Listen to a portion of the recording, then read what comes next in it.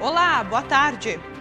Há poucos meses das próximas eleições, Câmara de Florianópolis caça o mandato de Maicon Costa. A retirada do vereador do cargo público foi porque ele teria causado obstáculos ao suplente, quando mesmo assumiu a cadeira temporariamente. Agora é lei em Florianópolis. Projeto que prevê internação involuntária de pessoas em situação de rua é sancionado e passa a valer na capital. Governador visita o norte catarinense e anuncia investimentos para entidades. No SC Acontece de hoje, a gente também vai falar sobre o Março Azul e os cuidados com a prevenção ao câncer de intestino. É a partir de agora, para toda Santa Catarina.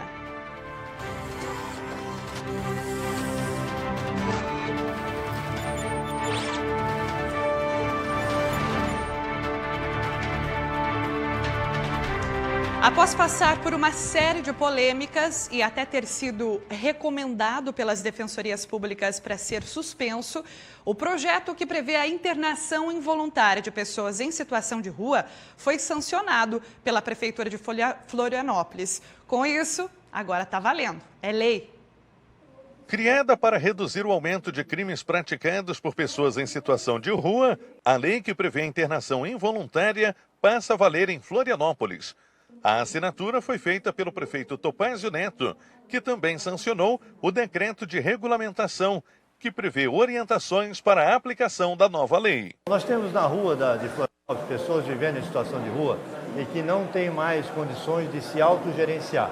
É aquela pessoa que não distingue mais o certo do errado, que já não sabe mais o que faz, ou aquela pessoa que muitas vezes você vê na rua, ela está todo sujo, maltrapilho, sem higiene, muitas vezes machucado, ferido e não quer ajuda. Essas pessoas, naturalmente, você identifica que elas têm um transtorno mental.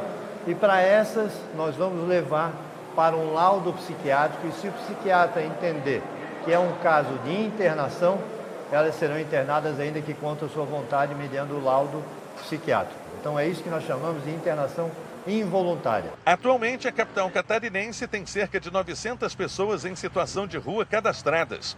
O trabalho de identificação e acolhimento das pessoas para o tratamento vai ser por meio de uma ação conjunta de 3 secretarias. O projeto prevê a criação de 30 vagas iniciais para a internação de pessoas em situação de rua e que sofrem com os vícios. Após um período de 90 dias, elas serão preparadas para a reintegração à sociedade e ao mercado de trabalho. Estão sendo criadas várias oficinas aqui nesta casa, aqui na Passarela da Cidadania, curso de cabeleireiro, curso de manicure, pedicure e também vai ser montada aqui uma padaria para cursos de padeiro. Então a Prefeitura está sim se preocupando com a segunda fase do projeto, que é preparar esse indivíduo para voltar para o convívio social. Outras cidades catarinenses também discutem projetos de internação involuntária. Ontem à noite, a Câmara Municipal de São José aprovou o projeto que agora segue para a sanção do prefeito. Em Palhoça, o projeto foi aprovado em primeira votação por unanimidade. A segunda votação deve ser hoje à noite. E no dia 2 de abril, o debate vai ser ampliado para todo o estado. A Assembleia Legislativa de Santa Catarina vai realizar uma audiência pública para discutir a internação involuntária estadual. E numa sessão que durou até 9 horas da noite de ontem, a Câmara de Vereadores de Florianópolis cassou o mandato de um dos vereadores. A justificativa para a decisão tomada em conjunto entre os parlamentares foi uma obstrução por parte do vereador ao suplente que havia assumido o cargo. Foram 17 votos favoráveis e 4 contrários, o que resultou na cassação do vereador. A decisão foi tomada ontem, durante a sessão de julgamento na Câmara de Florianópolis. O pedido de cassação foi apresentado pelo suplente, Sargento Matos. Na leitura do relatório do caso, na Comissão de Ética, foi recomendada a retirada do direito de Maicon Costa de ocupar o cargo público por uma tentativa de obstrução do mandato do suplente, Sargento Matos. De acordo com o suplente, ele teria sido intimidado a ficar limitado de realizar as atividades de gabinete no período em que ocupou o cargo durante a licença de Maicon Costa. A perda do mandato foi divulgada ainda ontem, no Diário Oficial do município. Maicon Costa deixa o cargo que havia conseguido pelo segundo mandato consecutivo, depois de conquistar 1.796 votos, e afirmou que ainda vai recorrer ao judiciário. Bruno Borges Becker, primeiro suplente do Partido Liberal, assume a cadeira. Nas eleições de 2020, foi a primeira vez que Bruno concorreu a vereador, quando teve 1.017 votos. Em 2021, chegou a ocupar a cadeira por 45 dias em outro período de afastamento de Maicon. Bruno atuava como coordenador executivo do programa Bairro Educador. E em Morro da Fumaça, um vereador e 2 servidores da Câmara Municipal foram afastados. Essa notícia está aqui, no nosso portal tvbv.com.br. As investigações iniciaram em outubro de 2023 sobre 2 fatos e aponta, então, o desvio de recursos acontecia diante de um contrato de prestação de serviços.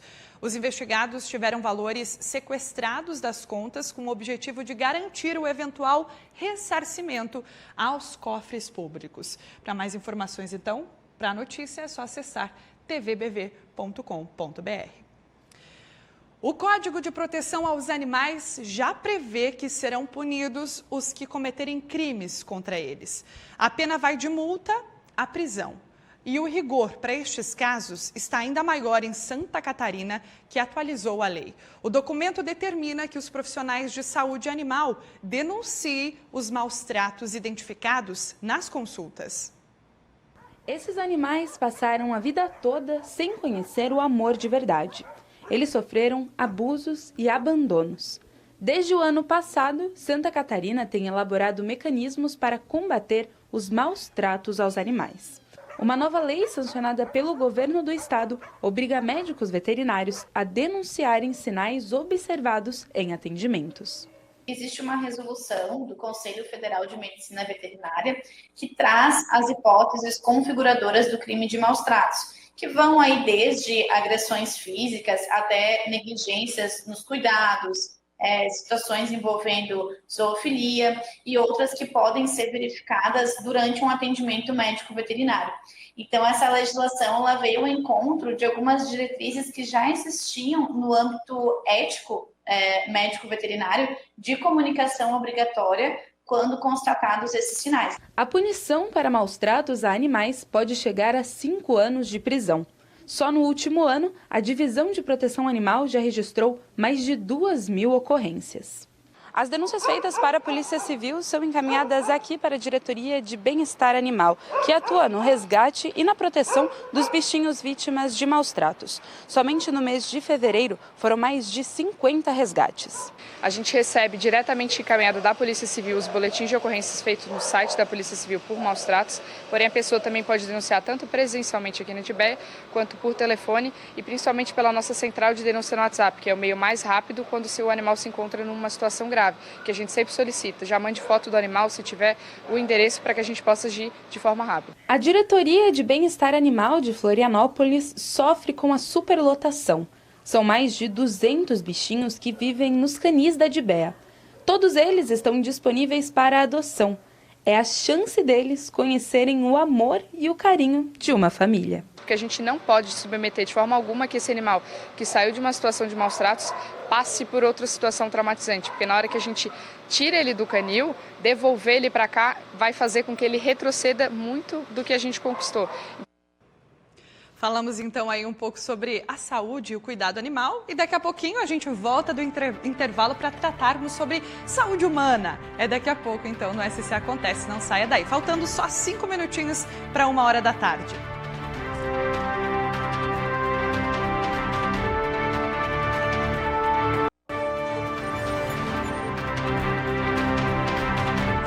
Ontem, no norte do estado, o governador Jorginho Melo participou do encontro com empresários e entregou recursos para os bombeiros voluntários.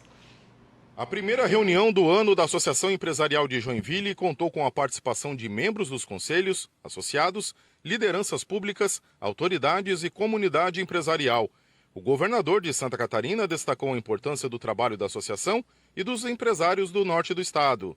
sempre estamos preocupados com o crescimento das indústrias, das empresas, mas também como o todo da cidade.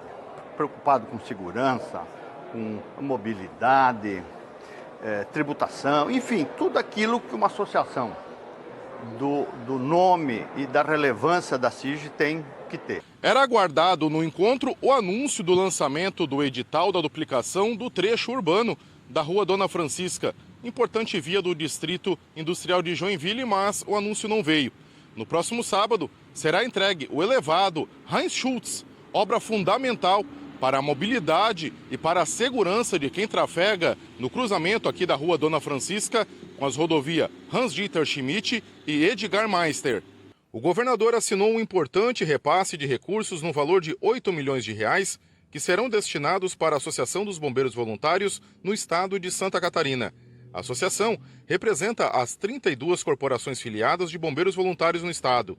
Ainda no encontro, o prefeito de Joinville divulgou resultados e destacou a importância da Associação Empresarial de Joinville para a desburocratização de empreendimentos. Tivemos uma política de desburocratizar o município de Joinville justamente para facilitar a vida de quem empreende na cidade. Quem vai gerar emprego, quem vai montar uma empresa, facilitar a vida de quem quer realmente fazer o seu negócio aqui. E agora sobre saúde. Março também é considerado um mês de conscientização sobre o câncer de intestino. O aumento nos casos da doença acendem um alerta para a importância da prevenção e que, com o diagnóstico precoce, oferece até 90% de chance de cura. Os exames são parte da rotina do Gilvan desde os anos 90, quando a mãe dele foi diagnosticada com câncer. Em 2018, uma colonoscopia revelou um tumor no intestino. Gilvan precisou passar por uma cirurgia e 4 sessões de quimioterapia. Felizmente, o tratamento foi eficaz e no ano passado ele teve a remissão total da doença. Gente, isso aqui é um patrimônio valiosíssimo que nós temos. Então busquemos o médico para fazer tratamento, para fazer exame, sangue, não sei o que, tudo tem que fazer. E passou de uma determinada idade, segundo a recomendação dos médicos, faça um exame de videocolonoscopia, uma endoscopia, sabe, uma vez no ano, uma vez a cada 2 anos, para quem não tem questão de origem genética, hereditária, como tenho eu. Cuide, precavenha-se. Uma projeção do Instituto Nacional do Câncer estima que entre 2023 e 2024 sejam registrados 44 mil casos de câncer de intestino aqui no Brasil. Apesar da alta incidência, a taxa de cura chega a 90% dos casos. Mas, para isso, o diagnóstico precoce é essencial. O câncer de intestino, também conhecido como câncer coloretal, ele tem aumentado a incidência no mundo todo. Então, provavelmente está relacionado ao estilo de vida da população em geral. Então, temos muitos fatores de risco, como, por exemplo, aumento de peso, sobrepeso, obesidade, hábitos alimentares inadequados, muito consumo de carne vermelha ou carnes processadas, redução no consumo de verduras e legumes, diabetes, tabagismo, etilismo, são, digamos assim, os principais fatores de risco para o acometimento da doença. Desde o início de fevereiro, os exames de colonoscopia e endoscopia foram incorporados ao quadro de serviços do Centro de Pesquisa Oncológica, o CEPOM. São realizados cerca de 100 exames por mês, fundamentais para o diagnóstico e tratamento do câncer. Isso vai nos capacitar, vai aumentar a capacidade que a gente tem de diagnosticar pacientes que têm alta suspeita e também vai nos proporcionar uma capacidade de fazer alguns tratamentos locais para doenças muito iniciais, vai nos proporcionar fazer segmento desses pacientes de maneira mais adequada, já que pacientes que têm câncer de cólon têm um risco mais alto de desenvolver um novo câncer coloretal, então esses pacientes têm que ser mantidos em vigilância, Isso daí vai agregar mais uma camada de complexidade ao cuidado que a gente consegue entregar para os nossos pacientes. Terminou a edição de hoje do SC Acontece. Te esperamos amanhã, ao 12h45. Boa tarde.